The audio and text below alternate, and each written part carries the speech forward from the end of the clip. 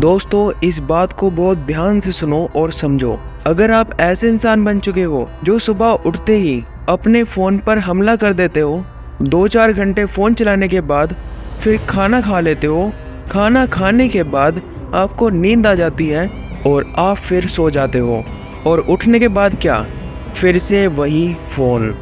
2-4 घंटे के बाद जब आप रील्स स्क्रॉल करना बंद करते हो, तब आपको रियलाइज़ होता है कि आपने कितना बेकार काम किया है। आपका टाइम आज भी चला गया। आपने 2024 की शुरुआत में कितने सारे गोल्स बनाए थे, पर ये साल आपके लिए एक फेलियर साबित हो गया। और आज की वीडियो में मैं कोई सिंपल सेल्फ इम्प्रूवमेंट की टिप नहीं देने वाला हूँ। आज की वीडियो होने वाली है the most powerful winners effect पर। तो चलिए शुरू करते हैं।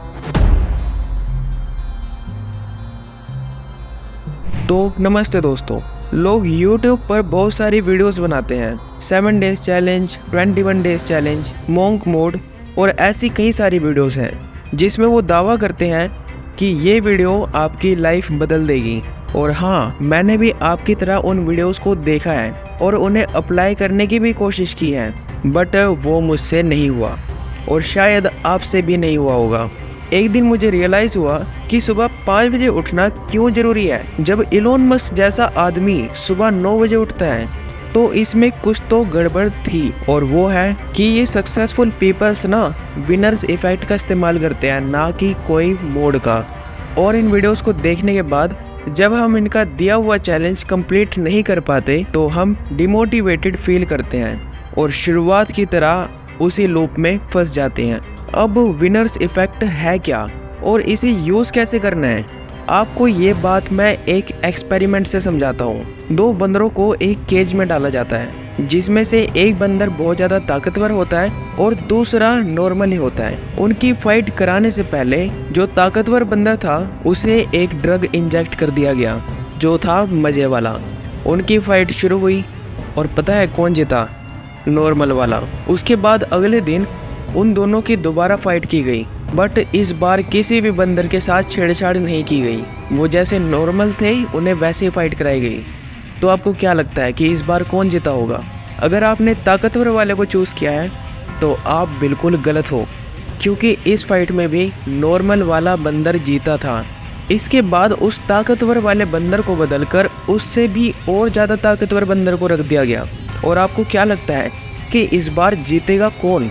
इस बार फिर से वही नॉर्मल वाला बंदर जीता।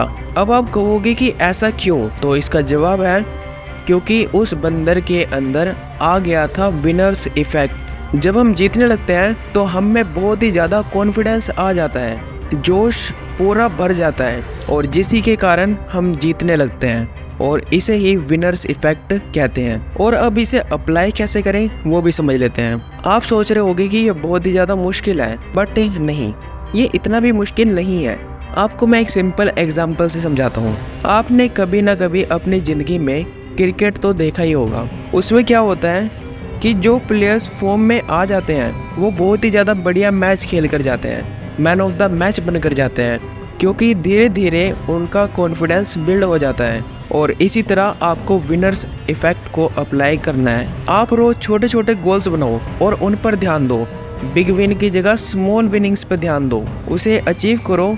और ये नहीं कि आप बड़े बड़े गोल्स बनाने लग जाओ कि मैं 5 घंटे जिम में बताऊंगा, 3 घंटे जिम में बताऊंगा। नहीं, आपको शुरुआत करनी है 10 मिनट से, चाहे वो पढ़ाई हो चाहे वो कोई काम हो। आपको छोटे से शुरुआत करनी है।